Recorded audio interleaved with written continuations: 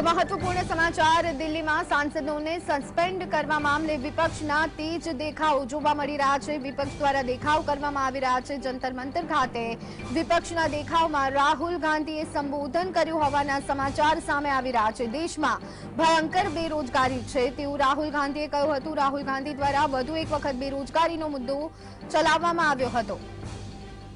आप बात समझिए, ये लड़ाई नफरत और मोहब्बत के बीच में लड़ाई है। जैसे मैंने कहा, नफरत के बाजार में हम मोहब्बत की दुकान खोल रहे हैं। जितनी आप नफरत फैलाओगे, जितना आप लोगों को धमकाओगे, डराओगे, उतना इंडिया अलायंस मोहब्बत फैलाएगा, भाईचारा फैलाएगा, एकता और इज्जत फैलाएगा।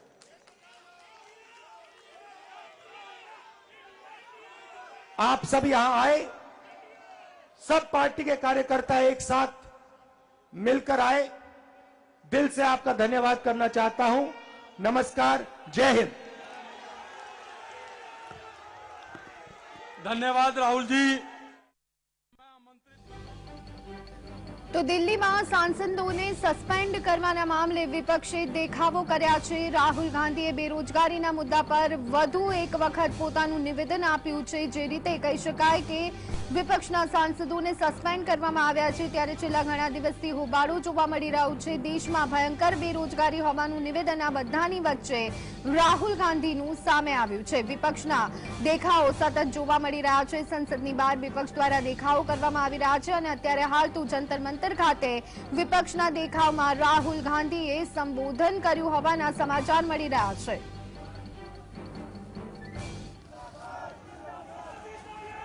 मंच पर थोड़ा पहले शांति से सुनो, फिर उसके बाद जोर से तालियां बजाओ। मंच पर बैठे हुए नेता राहुल गांधी जी, पवार जी, येचुरी जी, डी राजा जी, शिवाजी, डीएमके के नेता, आरजेडी के नेता और जेडीयू के नेता और बहुत से हमारे इंडिया अलायंस पार्टी के जो भी नेता यहां बैठे हैं, क्षमा चाहता हूं, मैं सबका नाम नहीं ले सकता समय के अभाव से।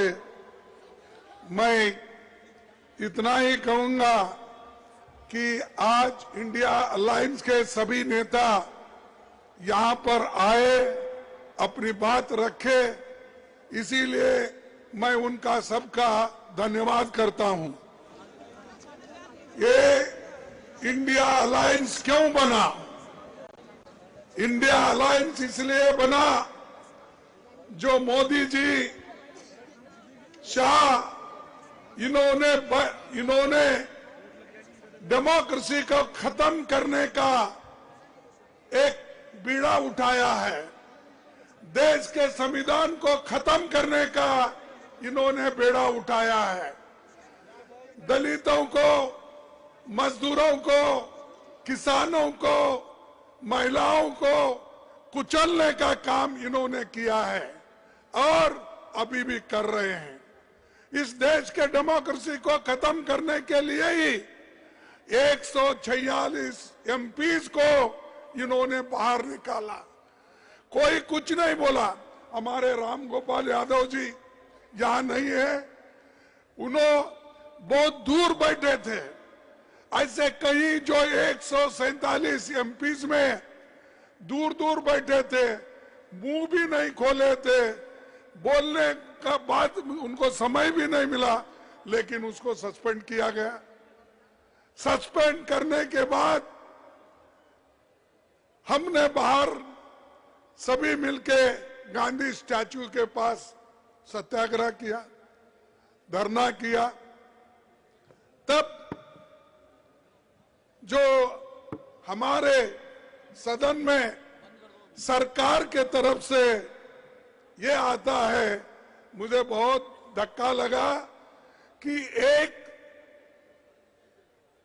संविधान के उच्च पद पे बैठते हैं ऐसे लोग कहते हैं कि मैं एक फलाना जाति का आदमी हूं, इसीलिए मुझे इंसल्ट कर रहे हैं। अरे अगर आप देश के संरक्षक करने का अधिकार लिए हैं, संविधान के तहत आप चलने का वायदा किए हैं, तो आप जात पात की बात अंदर करते हो और जात पात पे चलने की बात करते हो। अगर आपकी हालत यही है तो मेरे जैसे दलित की हालत क्या होगी? मैं जब उठता था, सदन में उठता था बात करने के लिए, आपके तरफ आवाज उठाने के लिए, तो उस वक्त कभी मुझे मौका नहीं मिलता था। जब कभी भी देश में जब महिलाओं के ऊपर रेप होती है, जब कभी दलितों के ऊपर दलितों को कुचला जाता है, किसानों को मारा जाता है, मजदूरों को मारा जाता है और संविधान के धज्जे उड़ाए जाते हैं, उस वक्त हम खड़ा होके जब नोटिस देते हैं, नोटिस पढ़ने को भी हमको परमिशन नहीं दिए। तो मैं ये क्या कहूं कि ये बीजेपी के लोग, बीजेपी की सरकार एक दलित को बोलने नहीं देगा, ऐसा मैं कहूं? अरे ये तुम संविधान के पद पे बैठे हो और तुम रोते हो। अरे संविधान चलाओ, संविधान के तहत, डेमोक्रेसी के तहत सबको बात करने का हक है और वो आजादी आप छीन नहीं ले सकते। वो आजादी हमको मिली है जवाहरलाल नेहरू से, वो आजादी हमको मिली है महात्मा गांधी से, वो आजादी हमको मिली है डॉक्टर अंबेडकर से। इन्होंने तैयार करके दिया, लाखों लोग कुर्बानी करके आजादी दिलाए और आप लोग, आपके घर में कोई एक चूहा भी नहीं गया आजादी दिलाने के लिए, है गया। और वो हमको कहते हैं देश को ये बर्बाद कर रहे अपोजिशन के लोग, देश को ये लोग यहाँ पर डेमोक्रेसी नहीं चलने देते, ये कहते हैं। सबको बाहर निकाले आप, सभी एमएलए को, सभी एमपीज को आपने बाहर निकाला और सभी कानून अनअपोज्ड आपने पास कर लिया। 3 क्रिमिनल कानून ऐसे हैं, आगे आने वाले दिन में वो सारे सिटीजन्स को सताएंगे। अच्छे कानून को हम स्वागत करते हैं, किसानों के लिए भी ऐसा ही किया, मजदूरों के लिए भी ऐसे ही कानून लाए। तो इसलिए भाइयों हमको लड़ना है और ज्यादा से ज्यादा एक होकर हमको लड़ना है। तो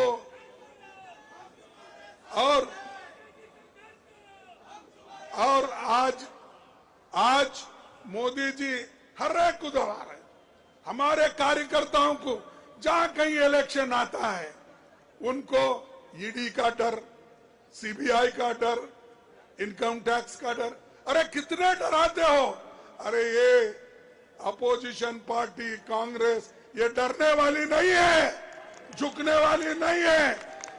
अगर आप कितनी भी कोशिश करो, आप मोदी साहब आप कितनी भी कोशिश करो हमको मिट्टी में दबाने की, हम बीज है, बार बार उठने की आदत है हमको। हम तो तुम दबाने की कोशिश करते हो तो हम उठते हैं और देश को बचाने के लिए, संविधान को बचाने के लिए, लोकतंत्र को बचाने के लिए हम सब एक होकर लड़ रहे हैं। मुझे खुशी है कि सारे अपोजिशन के नेता एक हो गए हैं। अब जब सब लोग एक होते हैं तब अकेला मोदी कुछ नहीं कर सकता। और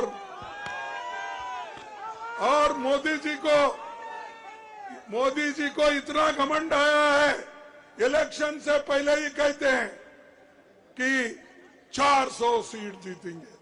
तो क्या मतलब भाई, 400 सीट जीतने का क्या है तुम्हारे पास? इतने पॉपुलर तो नहीं है, क्योंकि मैं देखा हूं जब कर्नाटक में आए, हर जगह फिरे, गली गली फिरे, हार के आए। तेलंगाना में गली गली फिरे, हार के आए। हिमाचल में गली गली फिरे, हार के आए। ऐसी क्या बात है? तो आप पहले ही कह रहे हो मैं 400 सीट लाऊंगा। अरे आपको जो जनता आपको सत्ता में बिठाई है, वो जानती है कि आपको सत्ता से कैसा बाहर निकालना, नीचे गिराना। तो इसलिए मैं इतना ही कहूंगा, आप सभी लोग यहाँ आए हैं, सभी नेताओं का भाषण सुने हैं, तो इंडिया अलायंस एक होके लड़ रही है, इसको आप साथ दीजिए, एक हो जाइए।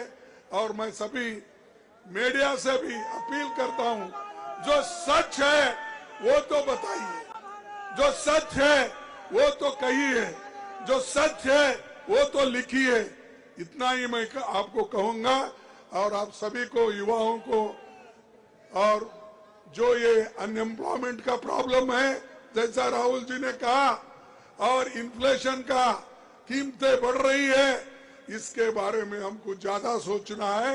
उस नजर से आप देखकर एक हो जाएंगे और आगे हमको पूरा सपोर्ट करेंगे। इतना कह के मेरे भाषण को समाप्त करता हूं। जय हिंद, जय हिंद, जय हिंद, जय हिंद। धन्यवाद। बहुत ही दिल की गहराइयों से खड़गे।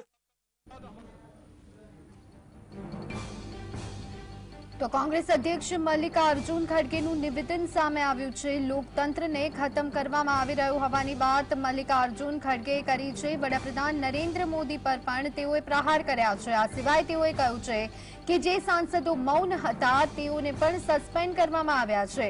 આ લોકો જ્ઞાતિ અને જાતિની રાજનીતિ કરી રહ્યા છે।